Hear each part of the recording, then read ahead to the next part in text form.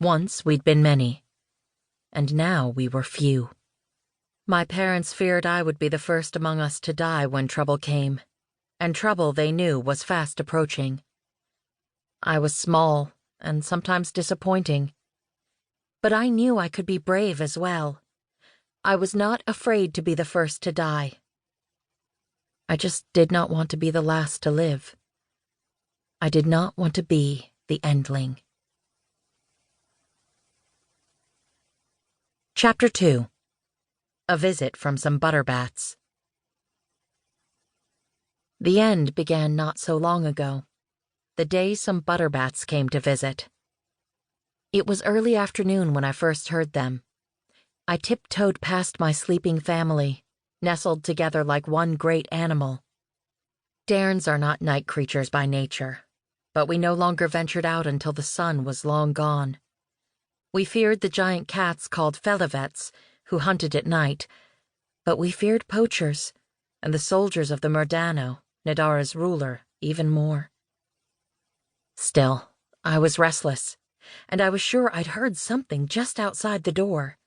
The air, moving beneath wings both delicate and powerful. My sister Lyria yawned and opened one eye. "I'm so hungry I could eat you, Bix," she murmured. "She's too scrawny to eat," said my oldest brother, Avar. I ignored their teasing. I was used to ignoring my siblings. It took some effort, squeezing through the door of our latest temporary home. An abandoned mirabeau hive. It resembled a huge wasp nest that had fallen to earth.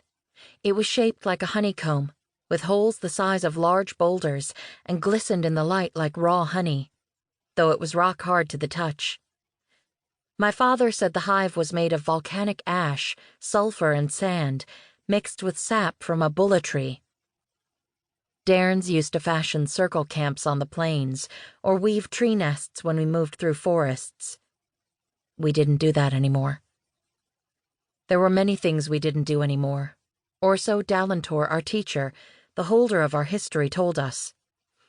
He hinted at much more, but there were parts of the dairne story too harsh for our young ears. Tree nests were too easy to spot, too vulnerable to arrows.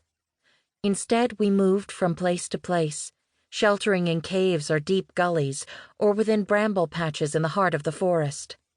We left no evidence of our passing, no hint of nests or camps. We slept at the bases of cliffs, on remote beaches, in the deserted homes of other creatures. Our little band once spent the night in a large abandoned hunter's lodge. That was the closest I had ever come to humans, one of the 6 great governing species. Those 6, humans, dairnes, felivets, natites, terramants, and raptidons, had once been considered the most powerful in our land. But now all of them, even the humans, were controlled by the despotic Murdano. I'd only encountered 2 of the other great governing species. I'd scented felivets, huge, graceful felines gliding through blackest night. No one ever hears them. And I'd seen raptidons, lords of the air, carving arcs through the clouds. Never, though, had I glimpsed a natite. Never, thankfully, a terramant swarm. And never a human. Still, I knew more than a few things about humans. Dalantor had taught us pups about them, drawing stick figures on a dried playa leaf. From him I learned that humans have 2 eyes, a nose, and a mouth filled with blunt teeth. I learned they stand taller than we dairnes, but not by too much. I learned a great deal about their habits, their clothing, their villages and cities, their culture, their weapons, their languages, how they measure time and distance. And I learned, most importantly, that humans were never to be trusted, and always to be feared. I emerged from the mirabeau hive into slanting sunlight. The sound grew nearer, and then I saw them above the hive. Butterbats! There were 4 of them, easily 3 tails wide and almost as long, with shimmery wings that wove rainbows out of the tree-filtered light.